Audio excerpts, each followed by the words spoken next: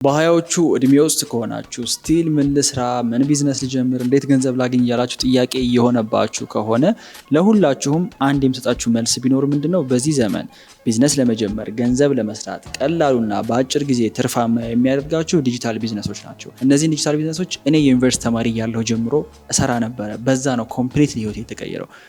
ለእናንተ በሃያዎቹ እድሜ ውስጥ ላላችሁ ሰዎች እንዴት በዲጂታል ቢዝነስ ገንዘብ መስራት እንደምትችሉ የራሴን ሲስተም እንዲሁም በዙሪያ ያሉትን ሰዎች በሙሉ ሲስተማቸውን በ3 ቀን የኦንላይን ኢቨንት ላሳያችሁ የፊታችን ጥር 18፣ 19 እና 20 ነፃ የኦንላይን ኢቨንት አዘጋጅቼላችኋለሁ። እዚህ ኢቨንት ላይ ስትመጡ ተማሪ ብትሆኑ፣ ሰራተኛ፣ የትኛውም ስቴጅ ላይ ብትሆኑ፣ ኤክስፒሪየንስ ቢኖራችሁም ባይኖራችሁም ኢንተርኔት እስካላችሁ ድረስ እንዴት ገንዘብ እንደምትሰሩ አሳያችኋለሁ ማለት ነው። ከዛ በተጨማሪ ለሁላችሁም 15,000 ብር የሚያወጣ ነፃ ስጦታ ሰጣችኋለሁ። ይሄ ቃሌ ነው።